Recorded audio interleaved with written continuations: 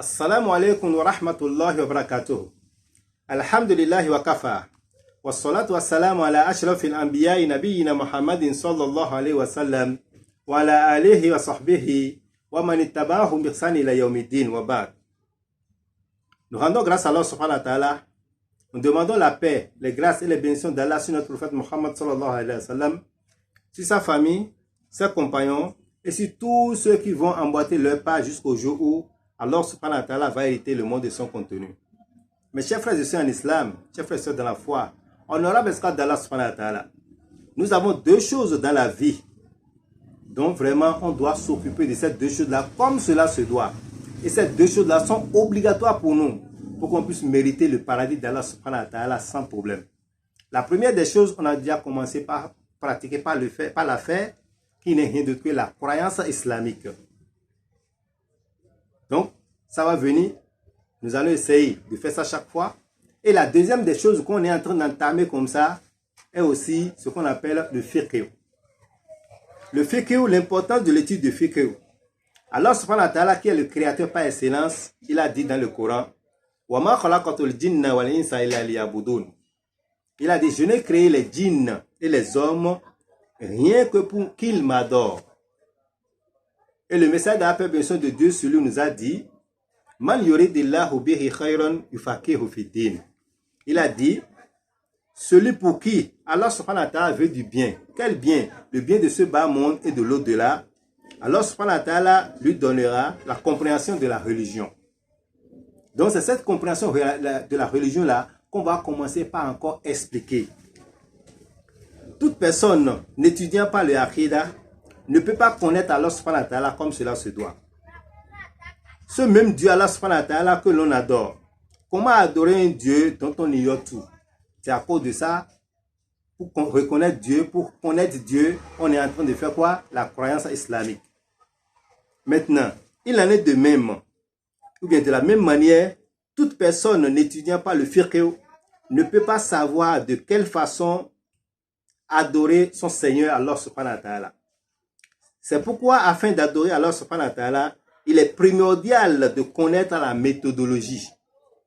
Cette dernière est enseignée par le fiqh, ce qu'on appelle le fiqh. Par exemple, parmi les 5 piliers de l'islam, nous avons la prière par exemple. Et cette prière-là, ça nécessite par exemple l'ablution. Ça nécessite quoi? L'ablution. Donc, au cours des ablutions, il y a des obligatoires. Il y a des obligations qu'on doit faire au cours des ablutions. Donc, or, il est possible qu'il y ait un manquement ou bien un oubli dans l'accomplissement de celle-ci. C'est la science du fiqh qui nous enseigne la méthodologie afin d'effectuer nos ablutions avec quoi? Ou bien sans manquement. Donc, il faut savoir qu'il y a encore beaucoup de personnes aujourd'hui qui quittent l'islam ou bien ont quitté l'islam à cause de leur ignorance au niveau du fiqh, de la science du fiqh. Et nous avons aussi beaucoup de personnes aussi aujourd'hui qui sont en train de s'amuser avec leur religion parce qu'ils ne maîtrisent pas le fiqh. Il y a des gens qui vont faire la prière, il y a d'autres qui font le jeûne, il y a d'autres qui font le pèlerinage, il y a d'autres qui se gênent, qui se gênent pour se donner à faire le jeûne. Il y a d'autres qui se donnent, ou bien qui s'adonnent pour le pèlerinage comme cela se doit. Mais tous ceux qui sont en train de faire leurs œuvres comme quelqu'un qui a versé de l'eau dans le panier. La ilaha illallah Muhammad Rasulullah sallallahu alayhi wa sallam. Pourquoi? Parce que vraiment ils ne maîtrisent pas le fiqh. Ils sont en train de faire ça parce qu'ils ont vu les gens font des mouvements, eux aussi font des mouvements sans connaître ça. Donc ici, il faut savoir que le fiqh là est très très important. Connaître les sciences du fiqh est une nécessité pour toute personne musulmane et musulmane. L'islam ne nous laisse pas du tout le choix à ce niveau. Nous sommes obligés de connaître le fiqh afin de préserver nos actes d'adoration et nos actions vertueuses. Donc il faut noter aussi qu'il y a une règle en islam qui dit l'ignorance n'est pas une excuse pour l'ignorant. L'ignorance n'est pas une excuse pour l'ignorant. Donc, devant Allah subhanahu wa ta'ala, nous ne serons pas excusés de l'ignorance de nos actes. C'est pourquoi, afin de saisir si notre adoration est valable, de savoir si notre adoration est effectivement valable, il nous faut connaître ce qu'on appelle le fiqh. Chers frères et sœurs en islam, chers frères et sœurs de la foi, honorable esclave d'Allah subhanahu wa ta'ala. C'est le fiqh qui va nous enseigner comment adorer Allah subhanahu wa ta'ala. Qu'est-ce que c'est que le fiqh? Le fiqh, c'est un mot arabe et ça signifie simplement la compréhension. C'est-à-dire comprendre et apprendre la manière d'adorer Allah subhanahu wa ta'ala. Et c'est très très important. Cette manière-là est très très très très importante. Donc il faut savoir que la définition que les savants de l'islam ont donnée pour le fiqh, nous avons la définition de l'imam Shafi'i que les savants ont l'habitude de retenir chaque fois. Rahmatullah alayhi. Il a dit que la science de fiqh, c'est la science des recommandations législatives, pratiques et acquises à partir des arguments détaillés. Donc, c'est une définition qu'il faut encore détailler. Ici, il est en train de parler des recommandations du législateur. Le législateur, c'est qui? C'est Allah subhanahu wa ta'ala, ce qui nous a recommandé. Et après, il parle encore des recommandations pratiques. Ces recommandations sont les actes, sont la prière, les actes des mains ou bien les membres, ainsi de suite, l'intention, ainsi de suite. Les recommandations requises, ça vient, ça là, on va connaître ça à partir de l'effort intellectuel de certains savants pour nous expliquer certaines choses. Et ici, maintenant, les arguments détaillés, ça signifie seulement, ça englobe seulement les arguments du Coran, de la science du Coran, de la Sunna et du consensus et aussi les arguments de l'analogie. L'analogie qui est quoi? El Qiyas. Donc, tout ça là, le fiqh va nous enseigner tout ça là. Le fiqh. Quand est-ce que l'adoration devient encore une quoi? Une obligation. Pourquoi? Pour n'importe quel musulman.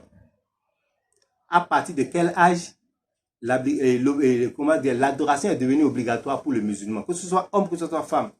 Ça là, c'est à partir de l'âge de puberté. Parce que c'est la puberté qui marque le début de cette responsabilité. Donc les parents doivent veiller sur les enfants qui sont devenus déjà pubères, à ce que vraiment ils doivent forcément pratiquer l'adoration à Allah subhanahu wa ta'ala.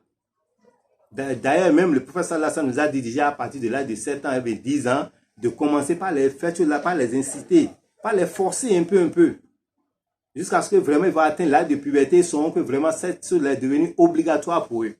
Car là, nous facilite le chemin.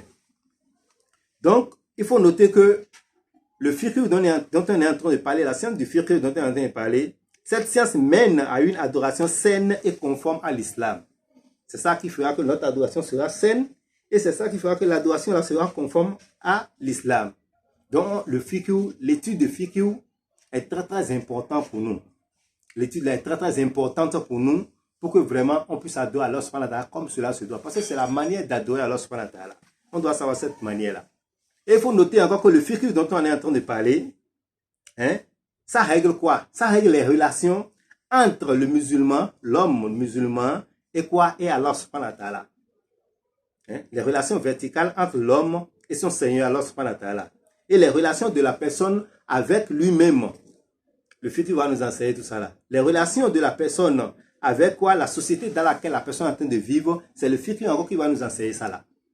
Chers frères et sœurs en islam, le fiqh va nous enseigner comment faire l'ablution, comment faire la prière, comment faire le jeûne, comment faire le pèlerinage, jusqu'à la fin. Donc ce fiqh là dont on est en train de parler est très très très important dans notre vie.